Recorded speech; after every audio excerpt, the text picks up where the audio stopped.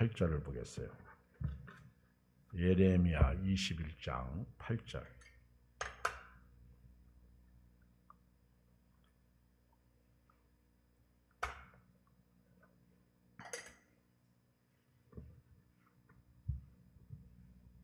한 절만 읽겠어요. 1083쪽 예레미야 21장 8절 시작. 여호와께서 말씀하시기를 보라, 내가 너희 앞에 생명의 길과 사망의 길을 두었노라. 너는 이 백성에게 전하라 하셨느니라. 아멘. 성경을 읽어보면 선지자들이 참 많이 나옵니다. 오늘 새벽에도 아사 왕이 하나님 앞에서 정신 차리지 못하고 하나님을 의지하고 섬겨야 되는데 사람을 의지했습니다. 북쪽의 왕 바하사가 이렇게 남쪽을 쳐들어왔을 때 아사 왕이 하나님 앞에 기도했어야 됩니다. 그런데 사람을 의지했습니다. 이전에 그가 왕이 되었을 때는 구스의 왕이 100만 대군을 이끌고 쳐들어왔을 때는요, 하나님 앞에 바싹 엎드려서 기도해서 응답받고 하나님이 그 100만 대군을 치셨습니다. 그런데 이번에는 아람 나라의 왕에게 도움을 청합니다. 우리를 살려주세요. 저 북쪽의 나라 바하사가 우리나라를 치지 못하게 해주세요. 금과 은을 갖다 바치면서 도와달라고.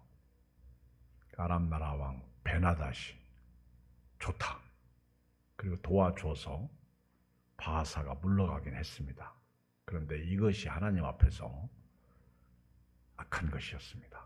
하나님이 하나니라는 선지자를 탁 보내가지고 왕을 책망합니다. 옛날에 구스의 왕 세라가 쳐들어왔을 때에는 왕께서 하나님 앞에 엎드리고 기도하고 의지해서 나라가 안전했는데 하나님이 100만 대군을 쳐서 무너뜨렸는데 어떻게 하나님 의지하지 않고 사람을 의지하고 저 아람을 의지했습니까?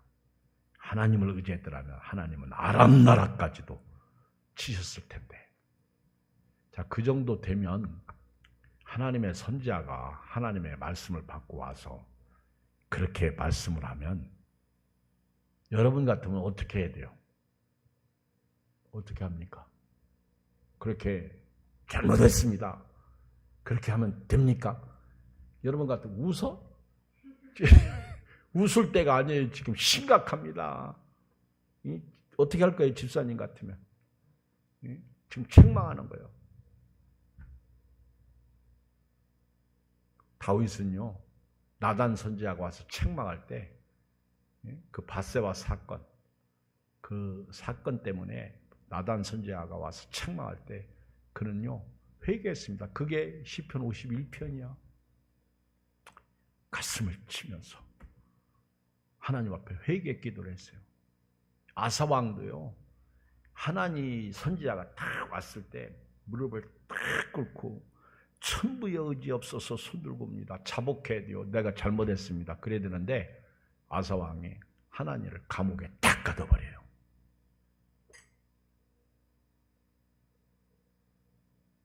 감옥에 가둬버립니다. 그리고 얼마 안 있다가 발에 병이 걸려요.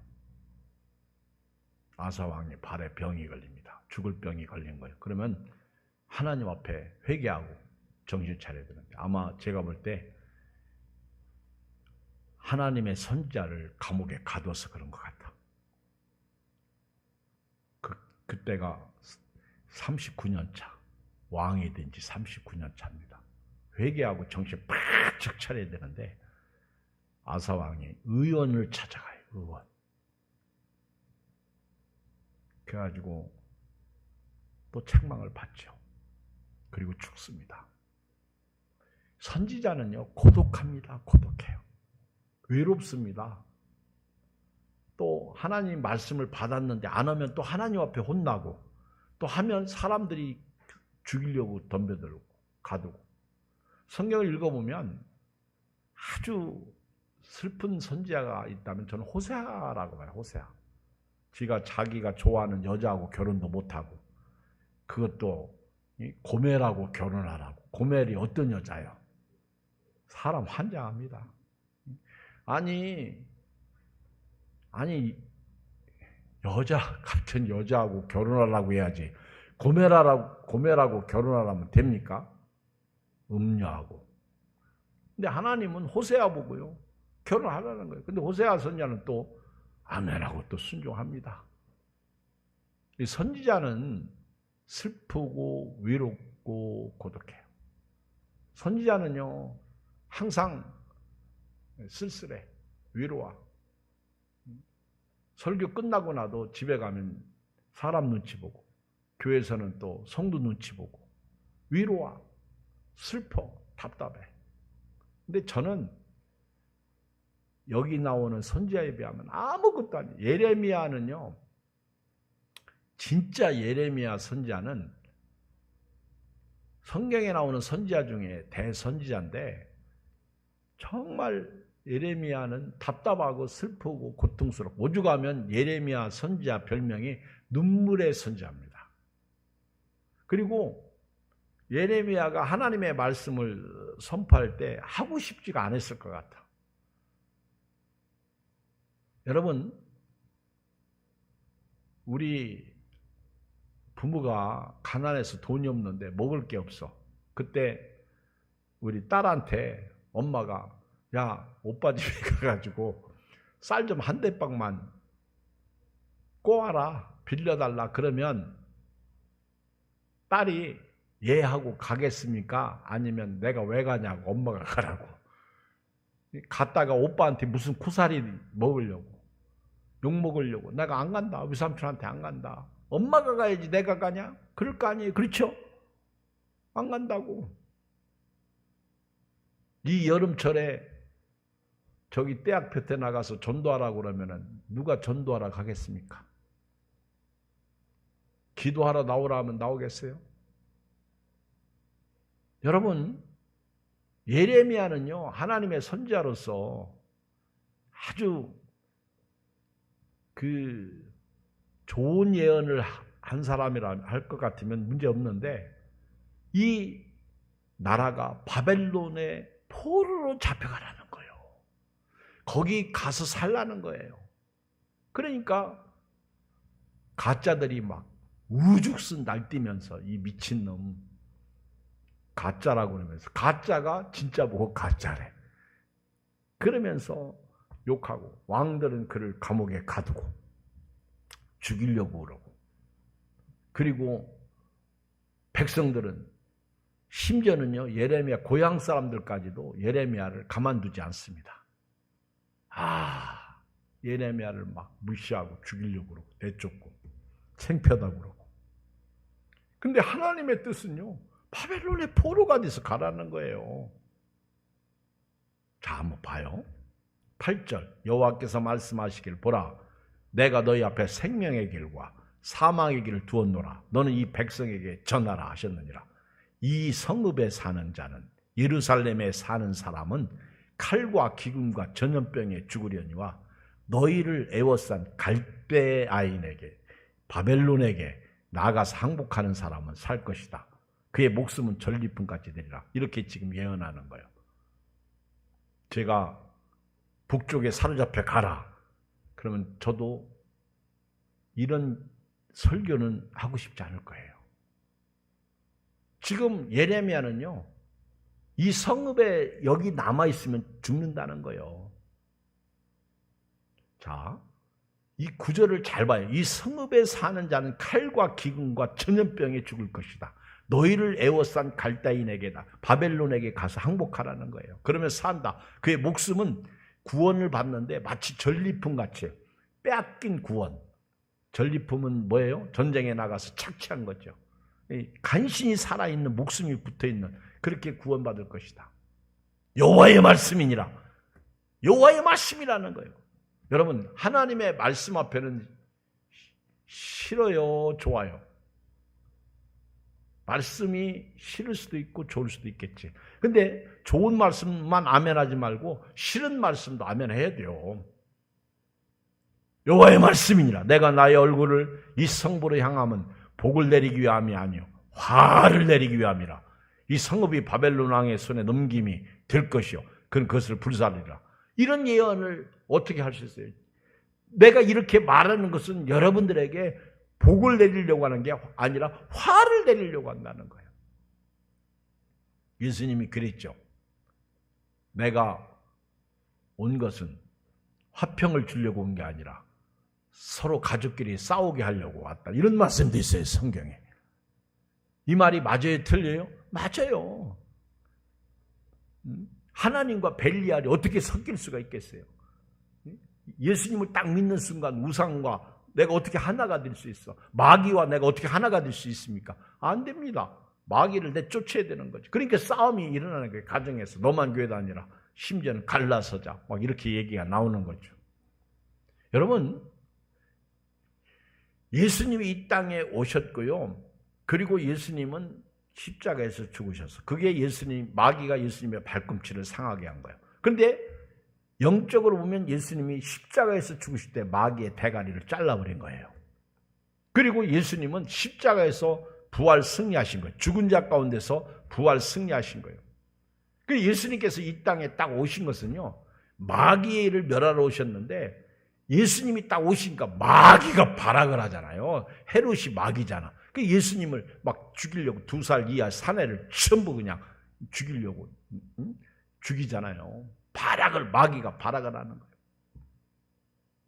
여러분, 처음에 예수 믿을 때 우리 집안의 사람들이 얼마나 발악했습니까? 교회 못 나가게 하고 머리 자르고 난리 법석이 났죠. 지금도 예수님은 우리에게 말하잖아요. 이 세상이 심판을 받을 것이다. 똑같은 거예요. 9절. 이 성읍에 사는 자는 칼과 기근과 전염병에 죽을 것이다. 이 세상 육신은 끝난다는, 육신은 죽는다는 거예요. 육신은 영이 아니죠. 망한다는 거예요. 전도서를 제가 이렇게 쭉 몇 번 읽었어요. 설교하려고 몇 번 쭉 읽는데 육이 딱 죽으면요 흙으로 가더라고. 그리고 영은 딱 하나님께로 돌아가요. 그런 말씀이 전도서에 나오더라고. 그 처음 창조될 때 사람은 흙으로 빚음을 당했고, 그리고 그 흙은 영이 떠나니까 하나님이 그 흙 속에 불어넣은 영이 살아있는 생명이에요. 근데 그 영이 떠나니까 육은 다시 흙으로 가는 거예요. 그리고 영은 하나님께 가야 되는데 이게 마귀의 말 듣고 타락하는 바람에 지옥불에 떨어졌거든요. 그 지옥 가는 거예요. 그래서 여기 예수님이 이 땅에 오셔가지고 나를 믿지 아니하면 그게 멸망이라는 거예요. 하나님이 세상을 이처럼 사랑하사 독생자를 주셨으니 이는 저를 믿지 아니하는 자마다 멸망이요 나를 믿는 자는 영생을 얻을 것이다. 이 예수님이 직접 요한복음 3장 16절에서 말씀하신 거예요. 안 믿으면, 그래서 죄에 대하여라 하면 저가 나를 믿지 아니하며 요한복음 16장에 나오죠. 그러니까 이 세상은요, 아무리 여러분들이 태평성대를 누리고 이 세상에서 부귀영화를 누려도 이 세상은 칼과 기근과 전염병에 망한다는 거예요. 이 세상은요 끝나는 세상이나 무너지는 세상. 베드로 사도는 이 세상에 대해서 뭐라고 말합니까? 뜨거운 불에 체질이 풀어진다고 그랬어요. 베드로 후서에 보면. 너희는 어떻게 살아야 되느냐? 어떠한 사람이 되어야 마땅하냐는 거죠. 이 세상은 말입니다. 똑같아요. 선지자들은 이 세상에 소망을 두면 안 돼요. 이 예루살렘은 무너진다는 거예요. 왜? 죄악 때문에. 망한다는 거예요. 그러니까 너희는 갈대인에게 항복하라. 이 말씀을 너희는 예수님에게 무릎을 꿇어라. 시편 2편에 보면 그 아들에게 입맞추라. 할렐루야. 예수님을 믿으라. 그 얘기입니다. 여러분 예수님에게 입맞췄어요? 예수님을 믿으라는 거예요. 예수님을 믿으라. 그러면 너희가 살 것이다. 여호와의 말씀입니다.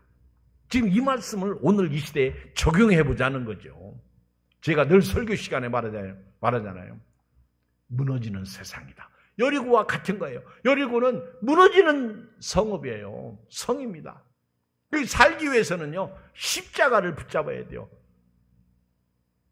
기생 라합처럼 정탐꾼을 살려줘야 됩니다. 숨겨줘야 되는 거예요. 예수님을 모셔야 돼요. 그때 정탐꾼들이 우리가 이 성읍을 칠 때, 이 성읍이 무너질 때, 너는 우리를 내려주니 밧줄, 여기에 붉은 밧줄을 달라고. 붉은 밧줄. 그럼 우리가 그걸 보고 너희 집안 사람들을 살려줄 것이다. 마치 구약의 문설주와 임방에 양의 피를 바르라. 이거와 같은 거죠. 이 성읍은 이 성읍, 우리가 살 안전하다, 평안하다, 참 좋다, 막 이런 이 세상의 성읍은요, 어느 날 주님이 오실 때, 어느 날 내가 세상을 떠날 때, 이 성읍은 아무 나를 도와줄 게 아니야. 그러니까 이 세상에 살아가는 동안 위의 것을 찾고요, 그리고 위의 것을 바라보고요, 항상 하나님이 주시는 은혜 속에 살아야 됩니다. 여호와의 말씀이니라. 이게 진짜 복이에요. 아멘. 힘들죠? 어렵죠? 피곤하죠? 내일 일은 모르지만 우리가 알 수 있는 것은 말씀이잖아요. 그래서 여기 예레미야가 이렇게 8절에 말씀하는 거예요. 시작. 여호와께서 말씀하시길 보라 내가 너희 앞에 생명의 길과 사망의 길을 두었노라. 너는 이 백성에 전하라. 두 가지 길이에요.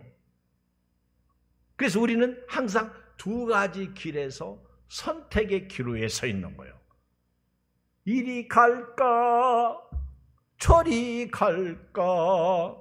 어디로 갈까? 아니다. 돌아서 갈까? 어디로 갈 거예요?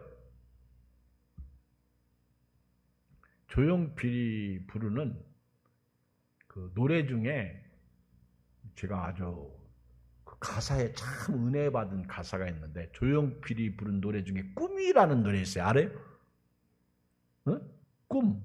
그거 꼭 들어보세요. 제가 어느 날 설교 시간에 그 가사를, 제가 그 테스 형하고요, 나훈아의 테스 형하고 조용필의 이 꿈을 들어보면 참 예수 믿고 구원받기를 참 잘했다. 테스 형은 퀘션, 물음표를 딱 던져. 그리 조용필의 꿈도 마찬가지야. 나를 반겨주는 사람이 없다는 거예요. 여기 가도 저기 가도. 그 노래를 제가 가끔 들어요. 꿈. 그리고 또 하나, 제가 참 좋아하는 노래 중에 하나가 그 유행가인데 해바라기가 불렀나? 파바로티의 엔딩으로 나오는 노래 있잖아요.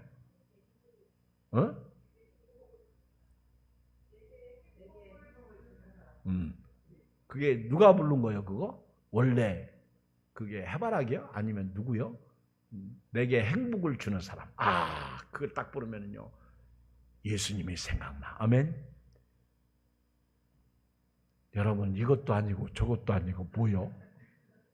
사람은 말이요, 항상 선택의 기로에 있다고요. 선택.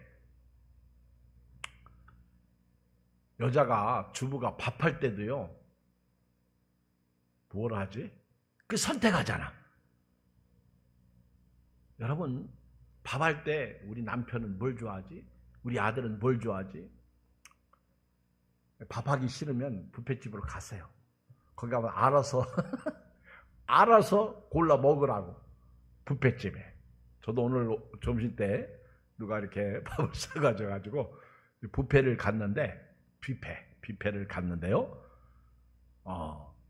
그 뷔페집에는 제가 좋아하는 건 없더라고. 제가 제일 뷔페집에 가면 제일 먼저 먹는 게 찬 음식이에요. 뜨뜻한 음식은 나중에 먹어. 누가 그런 얘기를 하더라고. 목사님, 뷔페집에 오면 먼저 꼭 찬 음식을 드세요. 그리고 마지막에 따뜻하게 드세요. 그러더라고. 그래서 그게 의학적인지 그게 뭔지는 모르겠어. 그래서 제일 먼저 가면요, 육회를 찾아요. 육회. 제가 육회를 참 좋아합니다. 어려서 가난했던 때 우리 아버님이 그 도살장에 가가지고 도수장에 가서 거기 소를 잡으면 그걸 고기를 이렇게 이제 얻어와요. 사오는 건지 얻어오는 건지. 그러면 어머니가 그를 육회를 금방 잡았으니까 얼마나 맛있어. 그야말로 한우지, 오리지널 한우. 근데 그때 이제 제가 자꾸 앉았다 일어나면 어려서부터 빈혈기가 있어. 우리 아버님이 제가 건강하라고. 그래도 우리 아버님이요, 소 간하고 지라라고 있어요. 지라 알아? 지라 알아? 네, 그 지라를 사오셔가지고, 그럼 어머니가 거기다가 참기름이요, 들기름이요, 소금 넣고 딱 해서 이렇게 찍어가지고 먹으면 진짜 맛있어. 야, 생고기. 그래가지고요, 뷔페집 가면 뭘 먹어? 육회하고 초밥 쫙 있잖아요. 하나씩만 잡아요. 2개씩 잡으면 나중에 큰일 나. 터져요. 하나씩만 탁.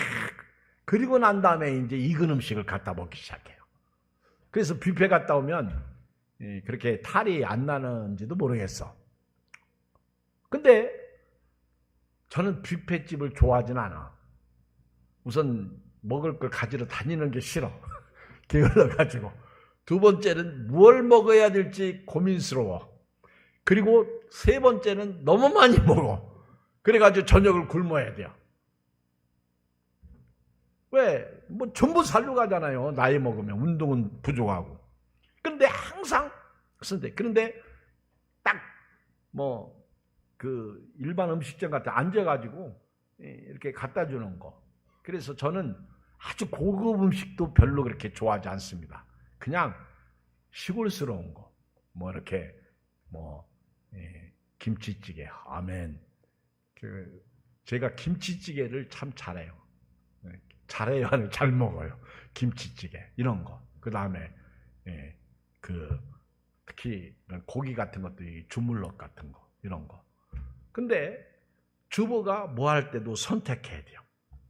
휴가철에도 어디를 갈까 선택해야 돼요. 잘못 가면 큰일 납니다. 차가 막히면요, 갔다가 싸우고 돌아와요. 갑자기 119를 부를 때도 선택해야 됩니다. 병원도 찾아가야 돼요. 근데 119가요, 우리가 원하는 병원에 안 들고 가. 사실은 응급실로 가면 큰 병원도 갈 수 있거든요. 그거 실어다 달라고 해야 돼요. 나 거기로 가야 돼. 왜냐면 어차피 작은 병원을 또 옮겨야 되거든. 이 사람은요, 육신적인 삶도 항상 선택의 기로에 있다고 해요. 선택. 먹는 것도 선택해야 되고, 밥하는 것도 선택해야 되고, 직장도 선택해야 되고, 그리고 병원도 선택해야 되고, 그렇잖아요. 잘못하면. 그래서 일단 선택하고 나면 기도해야 됩니다. 기도하고 선택하는 거죠. 하나님 도와주세요. 왜? 잘못하면요, 안 되는 거예요. 학교도 마찬가지고.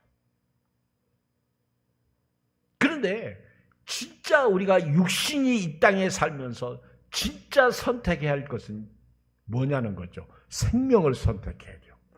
여기 생명의 길과 사망, 죽음의 길이 딱 놓여 있다고. 2가지 길이. 그 어느 길로 갈 거예요? 우리는요, 항상 예배자로서 오늘 저녁에도 이게 생명의 길이잖아. 예배 드리는 거예요. 선택이 있죠. 더운데 집에서 샤워하고 누워서 쉴 수 있어요.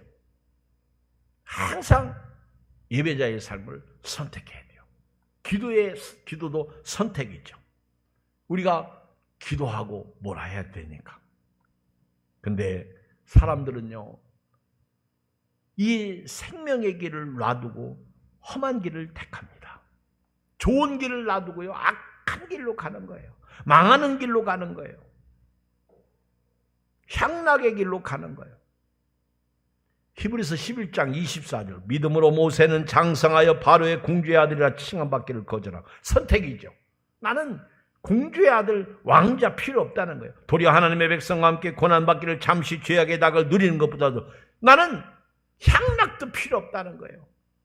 그리스도를 위하여 받는 스물 애굽의 모든 보화보다 더 큰 채물로 여겼으니 상주심을 바라봅니다. 나는 예수님하고 사는 거, 이게 이 세상에서 가장 큰 보물이라는 거예요. 애굽의 보화하고 비길 것이 없어. 그래서 전도서를 보면 솔로몬 왕이 금은 보화 아무것도 아니라는 거예요. 그거 잡는 거 바람 잡는 거라는 거예요. 헛디다는 거예요. 그게 제가 인생의 허무, 이번 주일날 설교. 믿음으로 애굽을 떠나 왕의 노함을 무서워하지 아니하고 곧 보이지 아니하는 자를 보는 것 같이 하여 참았으며, 이게 믿는 사람이죠. 아멘. 보이지 않는 하나님을 우리가 눈으로 보는 것처럼 지금도 믿음으로 사는 거죠. 우리 예수 믿는 사람은요, 항상 먼저 그의 나라와 의를 구하고 항상 생명의 길로 가야 돼요. 지금 예레미야를 통해서 하나님이 주시는 말씀은 생명의 길은 여기를 떠나는 거예요. 바벨론으로 가라는 거예요. 이게 사는 길이라는 거예요. 우리가 여기서 생명의 길은 여기 이 지구, 이 내가 살고 있는 금천구 시흥동, 이 서울 관악구, 여기가 아니라는 거예요. 예수님을 믿고 천국으로 가라는 거예요. 아멘. 이걸 선택한, 이게 살 길이라는 거예요. 영적인 바벨론이 천국이죠. 하나님이 그렇게 말씀하시는 걸 살려주려고 하는 거거든. 그래서 믿음으로 살라, 기도로 살라. 우리 지난주에 모 성도님이 자기의 인생에 대해서 저한테 장문의 문자를 보냈어요. 그런데 참 제가 봐도 아파. 참 기도 제목이야. 그런데 오늘 주일이니까 그래도 교회 오세요. 그랬더니 또 문자가 왔어. 그러지 않아도 우리 돌아가신 어머니께서 주일은 꼭 교회로 가라. 그렇게 말씀하셨다고. 그래서 다시 오늘 주일날 꼭 뵙시다. 어머니의, 천국 가신 어머님의 소원인데 그렇죠. 딱 뭐 그렇게 기댈 게 있습니까? 어려운데 주님 기대고 살죠. 그랬더니 예배 끝나고 그 다음날 또 문자가 왔어. 목사님, 여기 처분하고 멀리 이사갈 모양이에요. 예양교회 못 나갈 것 같아요. 그래서 내가 그러지 말고 우리 믿음으로 사십시다. 또 제가 답을 했어요. 목사님, 매일 말씀 보내주셔서 감사한데요. 그러면서 여러분, 우리는요, 우리가 살고 있는 이 세상을 알아야 됩니다. 오죽하면 요한 1서 2장에 16, 17, 18절인가 15절부터인가 이 세상에 있는 것들을 사랑하지 말라. 누구든지 이 세상을 사랑하면 아버지의 사랑이 그 속에 있지 아니하니 이는 세상에 있는 모든 것이 육신의 정욕, 안목의 정욕, 이 생의 자랑이 다 아버지께로 쫓아온 것이 아니라 세상으로 쫓아온 것이니라. 이 세상도 그 정욕도 지나가되 오직 여호와의 뜻을 행하는 자는 영원히 거하느니라. 믿으십니까? 우리는 선택의 기로에서요, 항상 하나님이 기뻐하시는 것을 선택해야 될 줄 믿습니다. 살기 위해서 마귀에게 틈을 주면 안 돼요. 신명기 30장 15절에도 보라, 내가 오늘 생명과 복과 사망과 화를 네 앞에 두었나니 곧 내가 오늘 네게 명령하여 네 하나님 여호와를 사랑하고 그 모든 길로 행하며 그의 명령과 규례와 법들을 지키라 하는 것이라. 그리하면 네가 생존하며 번성할 것이요 또 네 하나님 여호와께서 네가 가서 차지할 땅에서 네게 복을 주실 것임이니라. 그러나 네가 만일 마음을 돌이켜 듣지 아니하고 유혹을 받아 다른 신들에게 절하고 그를 섬기면 내가 오늘 너희에게 선언하노니 너희가 반드시 망할 것이라. 너희가 요단을 건너가서 차지할 땅에서 너희 날이 길지 못할 것이니라. 내가 오늘 하늘과 땅을 불러 너희에게 증거를 삼느라. 내가 생명과 사망과 복과 저주를 네 앞에 두었은즉 너와 네 자손이 살기 위하여 생명을 택하고 네 하나님 여호와를 사랑하고 그의 말씀을 청종하며 또 그를 의지하라. 그런데 네 생명이시오 네 장수이시니 여호와께서 네 조상 아브라함과 이삭과 야곱에게 주리라고 맹세하신 땅에 네가 거주하리라. 알았죠? 생명을 택하시오. 생명을 택한 사람은요 말씀의 인도를 받습니다. 기도합니다. 그리고 말씀에 순종합니다. 생명의 길로 가려면 좁은 문으로 들어가야 돼요. 세상은 넓어 내 마음대로 아주 자유롭고 그렇죠? 뭐 마음대로. 근데 세상에도 법이 있어가지고 마음대로 못 살아요. 마음대로 살았다가는 법에 다 걸려. 우리나라는요 저 아프리카하고 틀립니다. 북한하고 틀립니다. 우리나라는요 얕은 사람이나 낮은 사람이나 높은 사람이나 전부 법적, 유명인사나 무명인사나 전부 법 적용이 똑같아요. 그래서 우리나라는 법 앞에서 모든 사람은 평등한 거예요.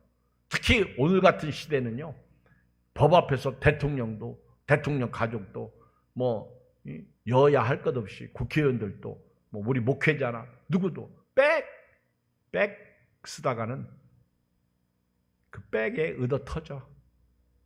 다 죽어요. 그리고 우리나라는 말입니다. 교회 문만 딱 나가면 CCTV가 다 있어. 아니 교회도 있어요. 다 있어가지고 그렇죠. 다 걸려요. 목회자들이 말한 것도요. 말 조심해야지. 말 잘못하면요. 옛날 그 설교를 다 이렇게 동영상이 있으니까 듣고 당신이 이렇게 말하지 않았느냐. 걸리는 거죠.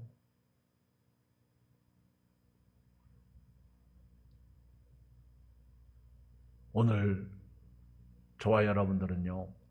세상에서도 우리 보는 눈이 그렇게 많아. 그래서 이제는 내 맘대로 못 사는 거예요. 외국에서 우리나라 와가지고 보따리 안 잊어먹는 거 보고 놀랬잖아요. 왜 가져갈 수가 없어. 우리나라 사람들이 좋아서 안 가져가는 게 아니라 옛날에 다 훔쳐갔어요. 지금은 CCTV에 걸릴까 봐 안 가지고 가는 거예요. 아셨죠? 그러니까 그냥 돈 떨어졌어도요. 그냥 주지 말고 다녀. 누가 쳐다보나 안 보나 하고 쓱 내려서 주스면 누가 뒤에 따라오는 애가 저 아저씨 돈 10,000원짜리 주워갔다고 경찰 파출소 가서 신고하면 말입니다. 그냥 풀려가.